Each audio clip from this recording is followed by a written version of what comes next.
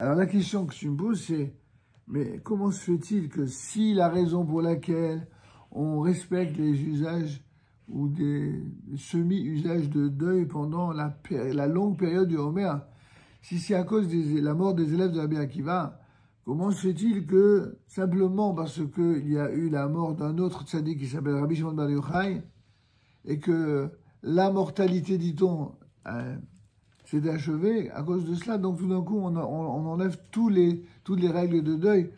C'est la question que tu me poses. En vérité, bien sûr que c'est la raison, mais il y a quelque chose peut-être d'un peu plus profond. Et sur le plan historique, c'est qu'en fin de compte, avec la disparition de Rabbi Shimon Bar Yochai, toutes les raisons pour lesquelles on a respecté ce deuil de la perte des élèves de Rabbi Akiva, cette raison n'était plus. C'est pas simplement parce que la mortalité a cessé, c'est parce que la raison même de cette mortalité, c'est en raison d'une malveillance qui existait entre les maîtres, dit-on, de cette génération. Avec Rabbi Shimon Bar Yochai, le paradoxe a voulu que Rabbi Shimon Bar Yochai était l'un des maîtres les plus durs et les plus cinglants que le monde juif ait jamais connu. On le voit également dans nombre de prises de position de Rabbi Shimon Bar Yochai. Et pour autant, cette dureté-là, c'est elle qui amènera la douceur au monde. Et donc c'est ça la réponse à la question, pourquoi, en fin de compte, du jour où il va mourir, ça va devenir un jour à partir duquel toutes les règles de deuil vont sauter, parce qu'on va comprendre que lorsqu'on accepte les enseignements de dureté d'un maître qui est dur par amour pour son peuple, et qu'on observe que le résultat, c'est la fin de la mortalité, c'est la fin du malheur, alors ça devient automatiquement un jour de joie, mais qui plus est, un jour où on lève justement les interdictions liées au deuil. Donc c'est tout à fait logique en vérité. C'est une sorte de d'isnomètre avec Rabbi Shimon Bar Yochai. C'est une nouvelle Torah, Chas v'Shalom, pas une nouvelle Torah dans le sens une Torah autre, non.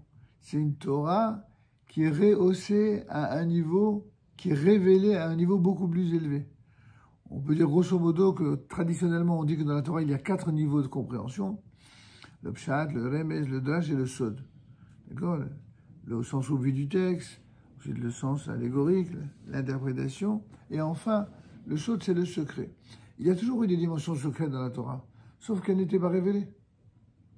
Si ce n'est à des êtres d'exception tels que Abraham, Yitzhak, Yaakov, Moshe, Aaron, David, Shlomo Amelech. Il y a des êtres d'exception qui avaient des secrets comme ça. Mais le commun des mortels, rien du tout. À partir de Rabbi Shimon Bar Yochai, il va révéler déjà aux maîtres d'Israël et aux personnes les plus pieuses un niveau qui n'avait jamais été révélé. Et donc, alors que pendant les 33 jours du Homer, on vit dans la logique de cette peur que l'on a eue de perdre à jamais toute la Torah, puisque les plus grands maîtres sont partis, et avec cette crainte que la Torah ne soit oubliée au sein du peuple d'Israël, qui est le secret de sa survie, à travers les nations, à travers l'exil, à travers les souffrances, les injustices, les mensonges, les calomnies, etc.